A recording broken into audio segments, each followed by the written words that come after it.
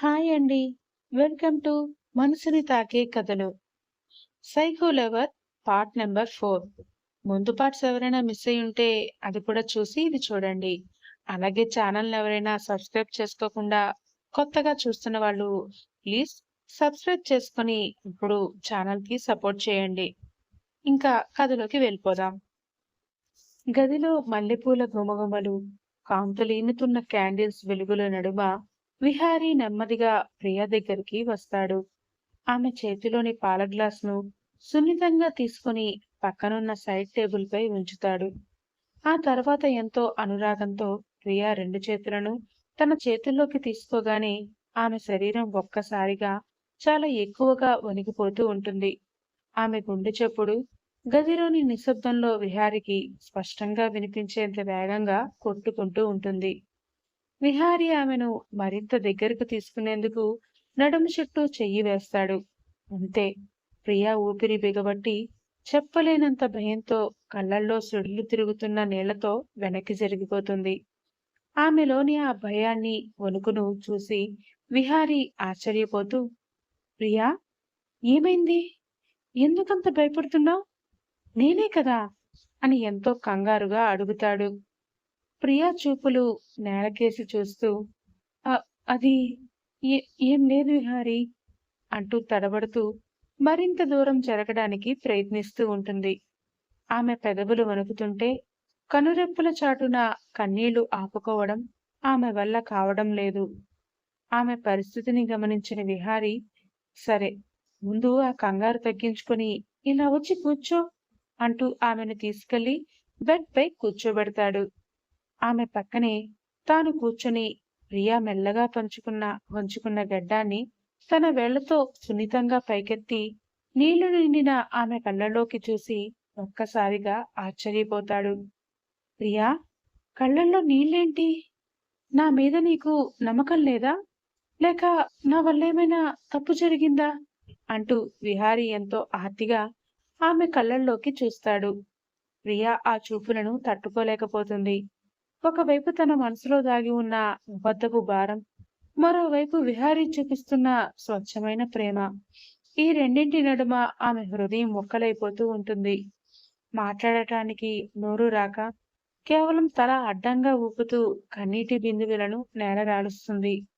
విహారీ ఆమె కన్నీళ్లను తన చేతి వేళ్లతో సున్నితంగా తుడుస్తూ, చూడు ప్రియా, ఈ క్షణం మన జీవితంలో ఎంతో అందమైనది.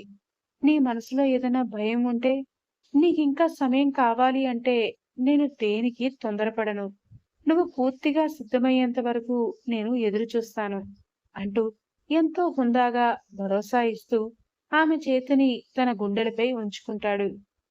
ఆ మాటలు ప్రియా మనసును మరింతగా పిండేస్తుంటే, ఇంత మంచి మనిషిని నేను మోసం చేస్తున్నానన్న భావన ఆమెను లోలోపల దహించి వేస్తున్న విహారీ ఇచ్చిన ఆ భరోసాతో మనసు కాస్త కుదుటపడి అతనిని అలాగే నిశ్శబ్దంగా చూస్తూ ఉండిపోతుంది. విహారీ గుండెలపై తన చేయి పెట్టి ఉండడంతో అతని మనసులోని స్వచ్ఛమైన ప్రేమ ప్రియాకు మరింత స్పష్టంగా అర్థమవుతూ ఉంటుంది. ఆమె కళ్ళల్లోని నీటిని చూసి విహారీ చిన్నగా నవ్వుతూ ఆమె నుదుటిపై ఎంతో ఆప్యాయంగా, ప్రేమగా ఒక చిరుముద్దు పెడతాడు. నువ్వు నా ప్రాణం ప్రియా. నీ ఇష్టం లేకుండా నేను నిన్ను తాకను కూడా తాకను. మన బంధానికి కేవలం శారీరక కలయిక మాత్రమే ముఖ్యం కాదు. మనసుల కలయిక అంతకంటే ముఖ్యం. నువ్వు మనస్ఫూర్తిగా ఎప్పుడు ఒప్పుకుంటావో అప్పుడే మన జీవితంలో ఈ మధుర క్షణం మొదలవుతుంది అంటూ ప్రియా చేతిని నెమ్మదిగా వదిలి బెడ్ పై పక్కకు జరిగి దిండు సర్దుకుంటాడు. విహారీ మాటలు వింటుంటే ప్రియాకు గుండె బరువెక్కిపోతూ ఉంటుంది. ఇంత గొప్పగా తనను అర్థం చేసుకునే భర్తను మోసం చేస్తున్నాను అన్న అపరాధనా భావం ఆమె కళ్ళు రెప్పల వెనక కన్నీళ్లై మళ్ళీ ఉబుకుతూ ఉంటాయి. కాని బయటికి ఏమీ చెప్పలేక పెదవులు బిగపట్టుకుని కూర్చుండిపోతుంది. విహారీ ఆమె వైపు చూస్తూ, నువ్వు కూడా బాగా అలసిపోయి ఉన్నావు కదా. ఈ నగలు, ఆ చీర చాలా బరువుగా ఉండుంటాయి. వెళ్ళి బట్టలు మార్చుకుని వచ్చి పడుకో ప్రియా అంటూ ఎంతో సున్నితంగా చెప్తాడు. ప్రియా తల ఊపి వణుకుతున్న అడుగులతో వాష్రూమ్ వైపు వెళ్లి తలుపు వేసుకొని వాష్ బేసిన్ ముందు నిలబడి బావురమని గట్టిగా ఏడుస్తుంది. దేవుడా! ఎంత మంచి మనసున్న మనిషి! మా గతం గురించి తెలిస్తే ఈ మనిషి ఎంత బాధపడతాడో! ఆయన కోపం ఎలాంటిదో సాయంత్రమే చూశాను. రేపు నిజం బయటపడిన రోజు నన్ను బతకనిస్తాడా? లేక దేశంతో నన్ను నాశనం చేస్తాడా? అని ఆలోచిస్తూ తన కన్నీళ్లను తుడుచుకుంటుంది. కాసేపటికి మొహం కడుక్కొని నార్మల్ కాటన్ నైట్ వేర్ వేసుకొని మళ్ళీ వాళ్ళ గదిలోకి బయటికి వస్తుంది. అప్పటికి విహారీ బెడ్పై ఒకవైపు పడుకొని ప్రియా కోసం మరోవైపు ఖాళీగా ఉంచి మధ్యలో ఒక దిండును అడ్డం పెట్టి నిద్రకి ఉపక్రమిస్తూ ఉంటాడు. ప్రియాను చూసి, రా, వచ్చి పడుకో, నీకు ఎటువంటి ఇబ్బంది ఉండదు అని భరోసా ఇస్తాడు. ప్రియా నిశ్శబ్దంగా బెడ్ పైకి ఎక్కి దూరంగా జరిగి ఒదిగి పడుకుంటుంది. విహారీ లైట్ ఆఫ్ చేసి బెడ్ ల్యాంప్ వెలుతురు మాత్రమే ఉండేలా ఆన్ చేసి ఉంచుతాడు. రాత్రి గడిచే కొద్దీ గదిలో నిశ్శబ్దం మరింత భారంగా మారిపోతూ ఉంటుంది.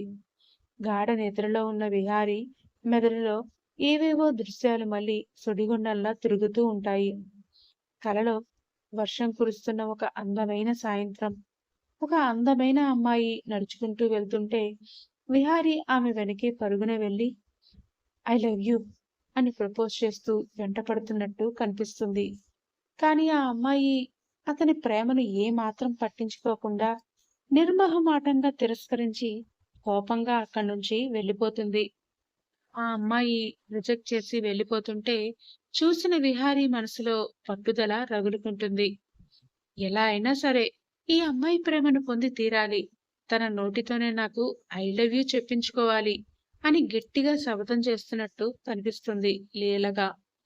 పక్కనే అతని ప్రాణ స్నేహితుడు నిలబడి ఆ అమ్మాయిని ఎలా ఇంప్రెస్ చేయాలో ఐడియాలిస్తూ ఆ అమ్మాయి మనసు గెలుచుకోవడానికి హెల్ప్ చేస్తున్నట్టు ఆ దృశ్యాలన్నీ బొమ్మల్లా మెదులుతూ ఉంటాయి అతని కళ్ళ ముందర. అలా ఆ ఫ్రెండ్ సాయంతో చేసిన ప్రయత్నాలన్నీ ఫలించి మళ్ళీ ఇంకొంతసేపటికే అదే అమ్మాయితో విహారీ ఎంతో ప్రేమగా, ఎవరూ చూడనంత సంతోషంగా ఉన్న మధుర క్షణాలు వరుసగా అతని మూసిన కనురెప్పల మాటనే కనిపిస్తూ ఉంటాయి. ఇద్దరూ చేతులు పట్టుకొని సముద్రపు ఒడ్డున నడుస్తూ ఒకరి కళ్ళల్లోకి ఒకరు చూసుకుంటూ నవ్వుకుంటున్న దృశ్యాలు, ఒకరినొకరు హత్తుకొని ప్రపంచాన్నే మరిచిపోయిన క్షణాలు కలల్లో తేలియాడుతూ ఉంటాయి. నిద్రలోనే విహారీ పెదవులపై ఒక అందమైన చిరునవ్వు విరుస్తుంది. మొహంలో గాఢమైన ప్రశాంతత, అంతులేని ప్రేమ తాలూకు భావాలు కనిపిస్తూ ఉంటాయి. అతను పడుకుని పోయిన పక్కనే కూర్చొని మేల్కొనే ఉన్న ప్రియ నిద్రలో అతని మొహాల్లోని ఆ చిరునవ్వును, భావాలను గమనిస్తూ నిశ్శబ్దంగా చూస్తూ ఉండిపోతుంది. అతడి కలలో ఏం జరుగుతోందో, ఏ జ్ఞాపకాలు అతడిని అలా నవ్విస్తున్నాయో ఆమెకి అర్థం కాక ఒకవైపు ఊపిరి పీల్చుకుంటూనే మరోవైపు ఏదో తెలియని భయంతో అతడి మొహం వైపే బిత్తర చూపులు చూస్తూ ఉండిపోతుంది. ఆ కల క్రమంగా చెదిరిపోతూ తలనొప్పి రూపంలో మెదడుపై తీవ్రమైన ఒత్తిడి మొదలవడంతో విహారీ నిద్రలోంచి మెలికలు తిరుగుతూ మూలుగుతూ ఉంటాడు. రెండు చేతులతో నుదుటిని గట్టిగా అదిమి పట్టుకుని కళ్ళు తెరుస్తాడు. అతని అవస్థను చూసి ప్రియా కంగారుగా లేచి కూర్చుని, ఏమైంది విహారీ? పీడకలేమైనా వచ్చిందా అని టెన్షన్ గా అడుగుతుంది. విహారీ ఆయాసపడిపోతూ, తెలీదు ప్రియా, ఏవేవో జ్ఞాపకాలు, నా తల మొత్తం విపరీతంగా నొప్పిగా ఉంది ప్రియా అంటూ తల పట్టుకుని కూలబడతాడు. అతని మాట వినగానే తలనొప్పి వచ్చినప్పుడు వెంటనే వేయమని డాక్టర్ గారిచ్చిన మెడిసిన్ ప్రియాకి వెంటనే గుర్తొస్తుంది. ఏమాత్రం ఆలస్యం చేయకుండా బెడ్ దిగి సైడ్ డ్రాయర్ లోని మెడిసిన్ బాక్స్ ఓపెన్ చేసి తలనొప్పి టాబ్లెట్ తో పాటు వాటర్ గ్లాస్ ను విహారీకి అందిస్తుంది. విహారీ ఆ టాబ్లెట్ మింగి నీళ్లు తాగినా కూడా ఆ తలనొప్పి తీవ్రత తగ్గక ఇంకా అలాగే తల పట్టుకుని నరక యాతన పడుతూ ఉంటాడు. అతని బాధను చూడలేకపోయిన ప్రియ మనసు కరిగిపోతుంది. మెల్లిగా ఆమె బెడ్ పైకి మళ్ళీ ఎక్కి వెనుక హెడ్ బోర్డుకు వీపు ఆనించి కాళ్ళు చాపి కూర్చుంటుంది. విహారి చేతిని పట్టుకొని తన వైపు సున్నితంగా లాగి తన ఒడిలో పడుకోమన్నట్టు పెదవులపై చిన్న చిరునవ్వుతో సైగ చేస్తుంది ప్రియా.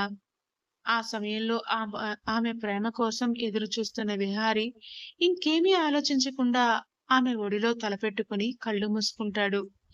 ప్రియా తన చేతి వేళ్లతో విహారి జుట్టును నిదుటిపి ఎంతో ఆప్యాయంగా నిమురుతూ, ఏమీ ఆలోచించకు విహారి, అన్నీ నెమ్మదిగా అవే గుర్తొస్తాయి.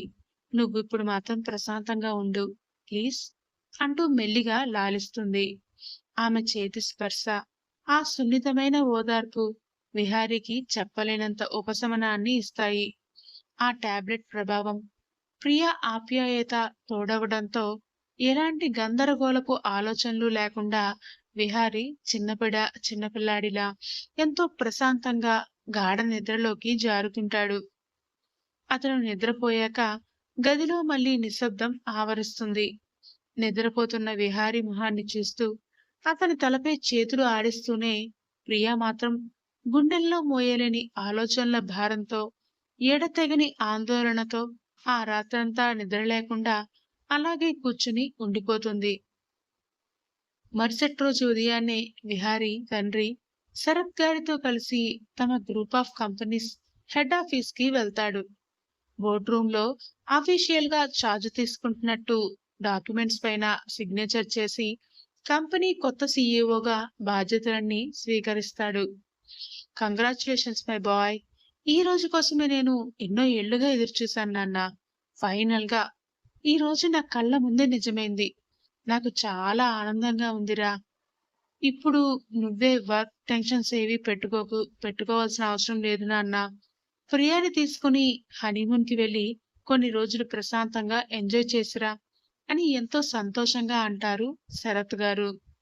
కానీ ప్రియాకు ఇంకాస్త సమయం ఇవ్వాలని, ఆమె మనసులోని భయం పూర్తిగా పోయేంత వరకు ఆమెను ప్రెజర్ చేయకూడదని విహారీ భావిస్తాడు. అందుకే వెంటనే తండ్రితో, లేదు డాడీ, నేను కొన్ని రోజులు ఆఫీస్కే వస్తాను. మాటికి ఈ తలనొప్పి వస్తుండడంతో ఈ మధ్య నాకు చాలా చిరాగ్గా ఉంటోంది. ఇప్పుడే ట్రావెలింగ్ చేయలేను. ఒక్క వారం రోజులు ముందు రొటీన్‌కి అలవాటు పడి, ఆ తర్వాత ట్రావెలింగ్ ప్లాన్ చేసుకుంటే బాగుంటుందేమో అనిపిస్తోంది అని చెప్తాడు. కొడుకు కళ్ళల్లోని భావాన్ని గమనించిన శరత్ గారు వారిద్దరి మధ్య ఇంకా ఏమీ జరగలేదన్న విషయాన్ని లోలోపలే గ్రహించలేకపోయినా అతనికి కాస్త స్పేస్ ఇవ్వాలని అనుకుంటారు. అందుకే వెంటనే నవ్వుతూ, సరేనన్నా, నీ ఇష్టమే అంటూ దగ్గరుండి విహారిని సీఈఓ కుర్చీలో కూర్చోబెడతారు. స్టాఫ్ అందరికీ పరిచయం చేసి ఆ హ్యాపీ మూమెంట్స్ ని వాళ్ళతో షేర్ చేసుకుంటూ అందరికీ ఒక నెల జీతం బోనస్ గా అనౌన్స్ చేస్తారు. విహారీ కూడా మేనేజర్ల ద్వారా వాళ్ళ కంపెనీ డీల్ చేస్తున్న ప్రాజెక్ట్ డీటెయిల్స్ తెలుసుకుంటూ మొదటి రోజును బిజీగా గడిపేస్తాడు. మరోవైపు ఇంట్లో మధురవాణి గారు ప్రియాను పక్కనే కూర్చోబెట్టుకుని, ఏమైందమ్మా, రాత్రి అబ్బాయి నేమైనా అన్నాడా? మీ ఇద్దరి మధ్య అంతా బానే ఉంది కదా అంటూ తల్లిలాగా ఆరా తీస్తారు. ప్రియ మొహమాటంతో తలదించుకొని, అంతా బానే ఉంది అత్తయ్య అంటూ నవ్వుతూ తడబడుతూ చెప్పేసరికి వారి మధ్య ఇంకా దూరం తగ్గలేదని మధురవాణి గారికి అర్థమైపోతుంది. అయినా పెద్దగా ప్రెజర్ చేయకుండా వారికి మరికొంత సమయం ఇవ్వాలని భావించి మాట మార్చేస్తారు. ఆ రోజు నుంచి మరో 4-5 రోజులు అలాగే గడిచిపోతాయి. విహారీ ఉదయం ఆఫీస్కి వెళ్ళడం, సాయంత్రం రావడం, డిన్నర్ చేసి పడుకోవడం రొటీన్గా మారిపోతుంది. కానీ భార్య పక్కనే ఉన్నా ఆమెను తాకలేకపోవడం, చెయ్యి పట్టుకున్నా కూడా ఆమె భయంతో వెనక్కి తగ్గడం చూసి విహారీలో అసంతృప్తి, అసహనం నెమ్మదిగా మొదలవుతూ ఉంటాయి. ఒకరోజు ఉదయం విహారీ ఆఫీస్కి రెడీ అవుతూ షర్ట్ వేసుకుంటూ ఉండగా ప్రియా ప్రేమగా మరొక షర్ట్ తెచ్చి, ఇది బాగోలేదు విహారీ, ఈరోజు ఇది వేసుకో, ఎంతో బాగుంటుంది నీకు అని అందిస్తుంది. ఇప్పటికే మనసులో పేరుకుపోయిన అసహనంతో విహారీ చిరాగ్గా చూస్తూ ఆమె తెచ్చిన షర్ట్‌ని విసురుగా పక్కకు విసిరేస్తాడు. కనీసం టిఫిన్ కూడా ముట్టుకోకుండా కోపంగా తన కారు ఎక్కి ఒక్కడే శరత్ గారు కూడా రాకుండా తిన్నగా ఆఫీస్‌కి వెళ్ళిపోతాడు. అతని ప్రవర్తనతో ప్రియా కళ్ళల్లో నీళ్లు ఉబికి వస్తాయి. అదంతా గమనించిన మధురవాణి గారు దగ్గరికి వచ్చి, "ఏమైందమ్మా? విహారీ ఎందుకు నీపై అలా కోప్పడి వెళ్ళిపోయాడు? అసలు మీ ఇద్దరి మధ్య ఏం జరుగుతోంది?" అని ప్రేమగా అడుగుతారు. ఆ ఆదరణ చూడగానే ప్రియా తనలోని బాధను ఇంక దాచుకోలేక అత్తగారిని గట్టిగా హత్తుకొని వెక్కి వెక్కి ఏడుస్తూ, పెళ్ళైనప్పటినుంచి తమ మధ్య జరుగుతున్న దూరం, విహారీ పడుతున్న అసహనం అంతా కన్నీళ్లతో పూసగుచ్చినట్లు చెప్పేస్తుంది.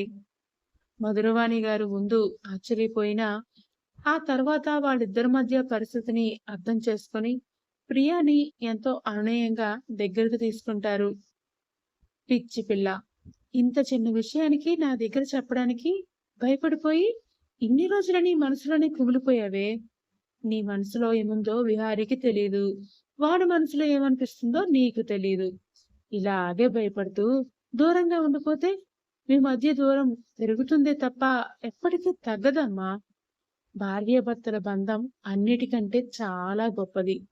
మిగిలిన ఏ బంధాలైనా పుట్టుకతో వచ్చే రక్త సంబంధాలు కాబట్టి ఎలాగోలా నిలబడతాయి.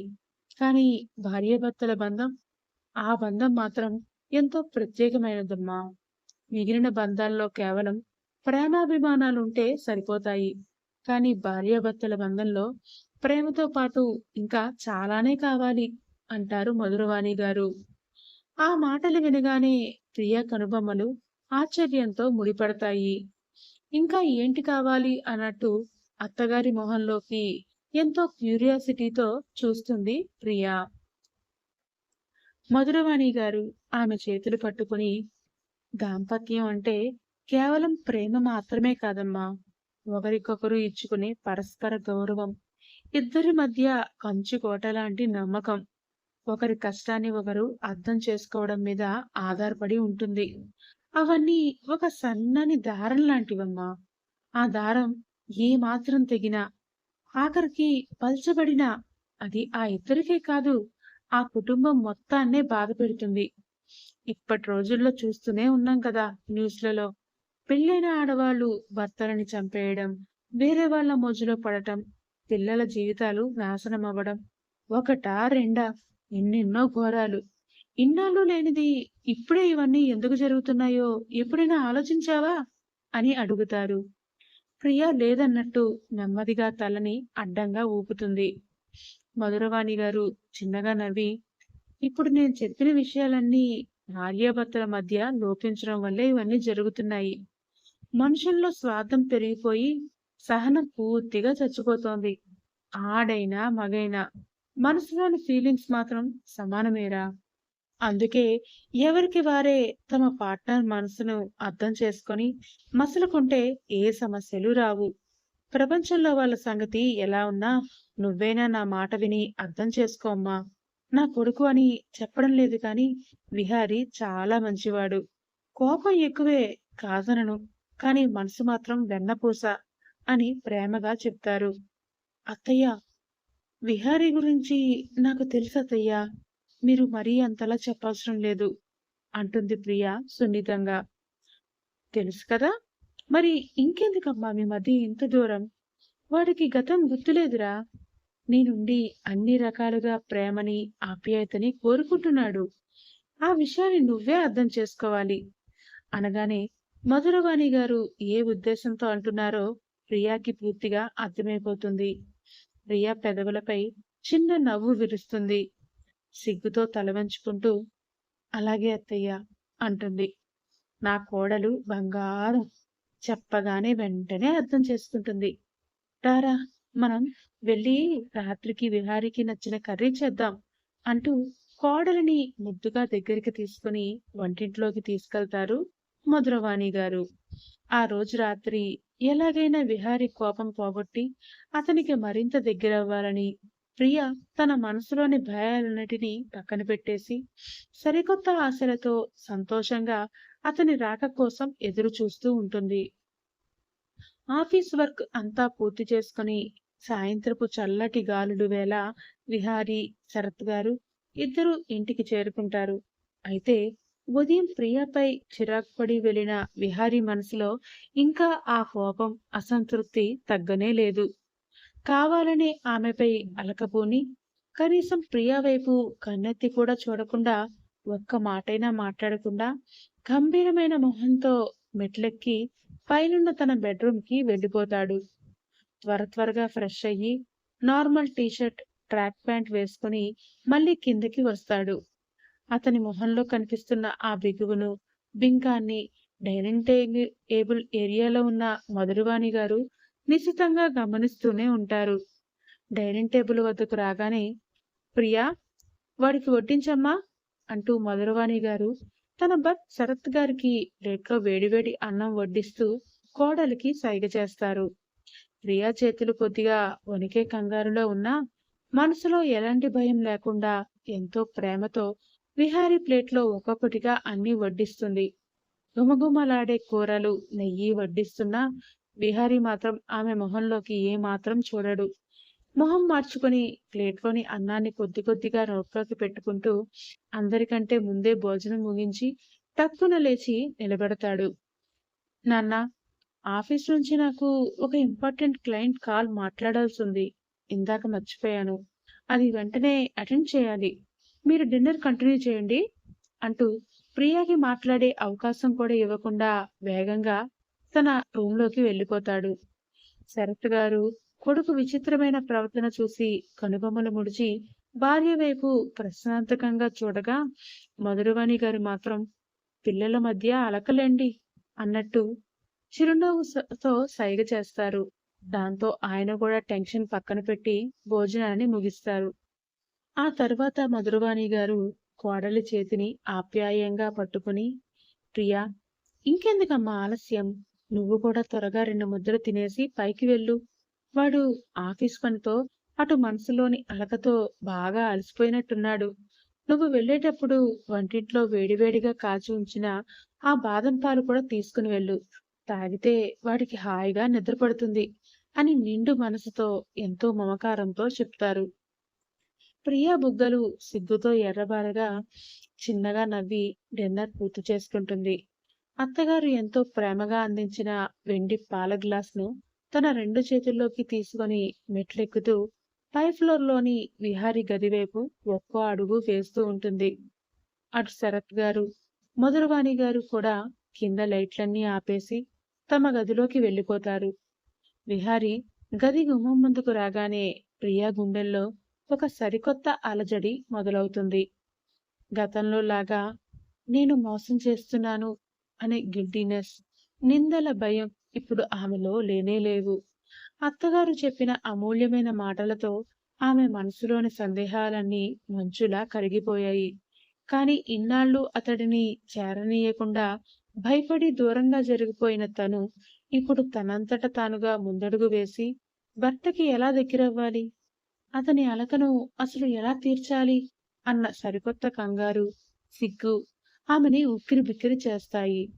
గుండె నిండా ధైర్యాన్ని నింపుకొని గట్టిగా ఒక పెద్ద నిట్టూర్పు విడిచి తలుపును మెల్లిగా నెట్టి గది లోపలికి అడుగు పెడుతుంది ప్రియా. గదిలోకి అడుగు పెట్టగానే నిశ్శబ్దం, సువాసనలు ఆమెను ఆహ్వానిస్తాయి. మెయిన్ లైట్స్ అన్నీ ఆపేసుంటాయి. ప్రియా గదిలోకి రావడం తలుపు చప్పుడు ద్వారా విన్న విహారీ కావాలని ఆమెపై ఉన్న కోపాన్ని చూపిస్తున్నట్టుగా బెడ్ పై ఒక వైపునకు తిరిగి బ్లాంకెట్ ని సగం వరకు కప్పుకొని గాఢ నిద్రలో ఉన్నవాడిలా కళ్ళు మూసుకుని నిద్ర నటిస్తూ ఉంటాడు. బెడ్ ల్యాంప్ నుంచి వస్తున్న లేత పసుపచ్చని కాంతిలో నిద్రపోతున్నట్టు నటిస్తున్న భర్త వీపును చూసి ప్రియా పెదవులపై ఒక అమాయకమైన చిలిపి నవ్వు మెరుస్తుంది. ఆమె చేతిలోని వెండి పాల గ్లాసును బెడ్ పక్కనే ఉన్న సైడ్ టేబుల్ పై నెమ్మదిగా శబ్దం రాకుండా ఉంచుతుంది. ఆ తర్వాత ఎంతో సున్నితంగా బెడ్ కి రెండో వైపుకు వెళ్లి తన 2 మోకాళ్లపై మెల్లమెల్లగా పాకుతూ ముందుకి కదులుతుంది. మంచంపై దూరాన్ని ఒక్కో అంగుళం తగ్గిస్తూ నిద్ర నటిస్తున్న విహారీకి అతి దగ్గరగా వెళ్లి అతడి మొహం స్పష్టంగా కనిపించేలా అతని పక్కనే మోకాళ్ళపై కూర్చుంటుంది. బెడ్ ల్యాంప్ వెలుగులో విహారీ మొహంపై ఇంకా మిగిలి ఉన్న ఆ చిన్న కోపాన్ని, బిగిసిన పెదవులను రెప్పవాల్చకుండా చూస్తూ తన భర్త అలకను ఎలా కరిగించాలా అని ఆలోచిస్తూ ప్రియ అలాగే విరిపంగా ఉండిపోతుంది. ఎంతసేపైనా విహారీలో ఏమాత్రం చలనం అనేదే ఉండదు. కావాలని నిద్రపోతున్నట్టు నటిస్తూ కనురెప్పలనైనా కదపకుండా అలాగే బింకంగా పడుకుని ఉండిపోయేసరికి అతని అలక అంత తేలిగ్గా కరగదని, తనే కాస్త బ్రతిమాలి దగ్గరకు తీసుకోవాలని ప్రియాకి పూర్తిగా అర్థమైపోతుంది. తన మొహాన్ని అతని మొహానికి మరింత దగ్గరగా తీసుకెళ్లి, విహారీ అంటూ ఎంతో గారంగా, నెమ్మదిగా పిలుస్తూ తన చేతివేళ్లతో అతని భుజంపై సున్నితంగా గోకుతూ కదిలిస్తుంది. కాని విహారీ మాత్రం అస్సలు పలకడు. కనీసం కళ్ళు కూడా తెరవకుండా, కదలకుండా ఉండిపోతాడు. ఎంత పిలిచినా బదులివ్వకపోవటంతో ప్రియాకు కాస్త చిరుకోపం వస్తుంది. చిన్నపిల్లల బొంగమూతి పెట్టి, నాకు తెలుసులే నువ్వు పడుకోలేదని. ఎదురుగా ఉన్న మిర్రర్లో నువ్వు కళ్ళు కదుపుతూ ఉండడం నేను క్లియర్గా చూస్తూనే ఉన్నానులే అంటూ దొంగను పట్టుకున్నట్టు చిలిపిగా అంటుంది. ఆ మాట వినగానే విహారీ గుండె జల్లుమంటుంది. అయ్యో దొరికిపోయానా అన్నట్టు అనుకుంటూ టక్కున కళ్ళు తెరిచి ఎదురుగా ఉన్న డ్రెస్సింగ్ టేబుల్ అద్దం వైపు చూస్తాడు.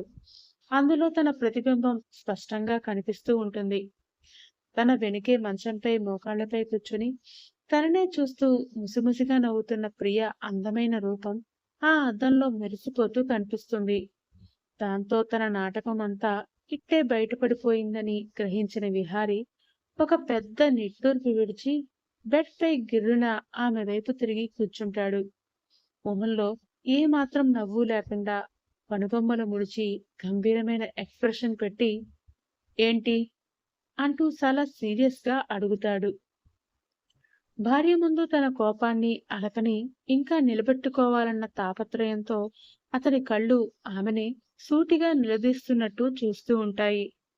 విహారీ సీరియస్ గా చూస్తున్నా ఏ మాత్రం బెదరకుండా ప్రియ ఎదురుదాడికి దిగుతూ, ఎందుకంత కోపం? అయినా నిన్న నువ్వేమన్నా? నాకు టైం ఇస్తానన్నావు కదా, అలా అని నాపై కోప్పడి ఇప్పుడు ఇలా మొహం మార్చుకుని నాకు దూరంగా ఉండిపోతే మన మధ్య దూరం ఎలా తగ్గుతుందంట అంటూ పొంగుమూతి పెట్టి తనే రివర్స్ లో కోపంగా ఉన్నట్టు మొహాన్ని పక్కకు తిప్పుకొని తెగ బిల్డప్ ఇస్తూ ఉంటుంది ప్రియా. ఆమె వాలకం చూసి విహారీకి లోపల నవ్వొచ్చినా పైకి కంట్రోల్ చేసుకుంటూ, ఓవర్ యాక్షన్ చేయకే. నువ్వు నేను ఫారెన్ లో ఉన్నప్పటి నుంచే లవర్స్మే కదా, అప్పుడు ఖచ్చితంగా నేను నీతో చాలా రొమాంటిక్ గా ఉండే ఉంటాను. నాకు ఇప్పుడు అవేవి గుర్తులేకపోయినా నా మెంటాలిటీని బట్టి అప్పుడు నేను నీతో ఏం చేసుంటానో ఆ మాత్రం ఊహించగలను అంటాడు కొంటిగా కళ్ళు ఎగరేస్తూ. ఆ మాటల్లోని కొంటెతనం అర్థం కాగానే ప్రియ బుగ్గలు ఒక్కసారిగా సిగ్గుతో ఎర్రబడిపోతాయి. వెంటనే విహారీ భుజంపై తన చిట్టి చేత్తో టప్మని ఒకటి కొట్టి, ఛీ, నీకసలు సిగ్గే లేదు అంటూ మొహం తాచుకోబోతుంది. అబ్బో, ఇప్పుడు మాత్రం మేడం గారికి సిగ్గు ముంచుకొచ్చిందా అంటూ విహారీ ఒక్క ఉదుటిన ఆమెకు మరింత దగ్గరగా జరుగుతాడు. ఇంకేం మాట్లాడాలో తోచక ప్రియ తన రెండు చేతులతో అతని మెడ చుట్టూ వేసి గట్టిగా హత్తుకుంటుంది. అతని గుండెలపై తల ఆనించి, తమరు రొమాంటిక్నే, కానీ నేనే అంత రొమాంటిక్ కాదు. అందుకే అప్పుడు కూడా నిన్ను ఇలాగే దూరం పెట్టేసేదాన్ని. మన మధ్య అప్పట్లో కూడా ఎన్నో అలకలు వచ్చిపోతూ ఉండేవి తెలుసా అంటూ అప్పటికప్పుడే ఏదో ఒక కథని అల్లేస్తుంది. అవునా, అయితే ఇప్పుడు కూడా నన్ను ఇలాగే దూరం పెడతావా అంటూ విహారీ ఆమె మెడవంపులోకి అతని మొహాన్ని తీసుకెళ్తాడు. అతని పెదవులు, సున్నితమైన మీసాలు ఆమె మెడ చర్మానికి తగులుతూ రాపిడి చేస్తూ ఉంటే ప్రియా శరీరంలో ఏదో తెలియని కరెంట్ పాస్ అయినట్టు అనిపిస్తుంది. విహారీ తన చేతులను ఆమె సన్నని నడుము చుట్టూ బిగించి ఆమె తన వైపుకు బలంగా లాక్కుంటూ మత్తుగా ఎంతో లోతైన గొంతుతో ఆమెను తడుముతాడు. అతని వేడి నిశ్వాస ఆ గిలిగింతల స్పర్శకు ప్రియా శరీరం కంపిస్తూ ఉంటుంది. ప్రియా గుండెల్లో దడ అమాంతం పెరిగిపోతూ ఉంటే దాన్ని తగ్గించుకోవడానికి ప్రయత్నిస్తూ అది అది కాదు విహారీ అంటూ ప్రియ తడబడుతూ చెప్తూ ఉండగానే విహారీ ఒక్కసారిగా ఆమెను కాస్త వెనక్కి జరిపి ఆమె రెండు బుగ్గలను తన దోసిట్లోకి తీసుకుంటాడు. కాంతులీనుతున్న ఆమె కళ్ళల్లోకి ఎంతో ఆర్తిగా చూస్తూ నీకు నేనంటే ఇష్టమేగా అని సూటిగా అడుగుతాడు. ప్రియ కళ్ళార్పకుండా అతని ప్రేమను చూస్తూ అవును అన్నట్టు తలను నిలువుగా ఊపుతుంది. నా మీద నీకు పూర్తి నమ్మకం ఉందిగా అని విహారి మళ్ళీ అడుగుతాడు. ఆ మాటతో ప్రియ మరి కాస్త వేగంగా తలని ఊపుతూ తన అంగీకారాన్ని తెలుపుతుంది. అయితే ఇంకెందుకు ప్రియా ఈ దూరం? నాకు నిన్ను గుండెలకు హత్తుకోవాలని, దగ్గరికి తీసుకోవాలని, ముద్దు పెట్టుకోవాలని, కసిగా కొరికేయాలని ఎన్నెన్నో కోరికలున్నాయే. అవన్నీ నీ వల్లే ఆగిపోతున్నాయి. ఇంకా ఎన్ని రోజులు ఎదురు చూడను చెప్పు. ప్లీజ్ ఓకే చెప్పే బంగారం అంటూ ఎంతో ముద్దుగా చిన్న పిల్లాడిలా బ్రతిమాలుతూ ఆమె గులాబీ రంగు పెదవుల వైపే ఎంతో కోరికగా తదేకంగా చూస్తూ ఉండిపోతాడు మన విహారీ. ఏంటి వ్యూయర్స్, మీకు కూడా బుగ్గలు ఎరిపెక్కినట్టు ఉన్నాయిగా? ఆశ, దోశ, అప్పడం, వడ మీరు కావాలనుకున్నది నెక్స్ట్ పార్ట్ లో వస్తుంది. సో ఈ పార్ట్ నచ్చితే మాత్రం ఖచ్చితంగా కామెంట్స్ లో చెప్పి నెక్స్ట్ పార్ట్ కోసం అడగండి. నేను కూడా తొందరగా రాసి మీకు వెంటనే ఇచ్చేస్తాను. అంతవరకు సెలవు. నేను మీ రూపలావణ్యాని.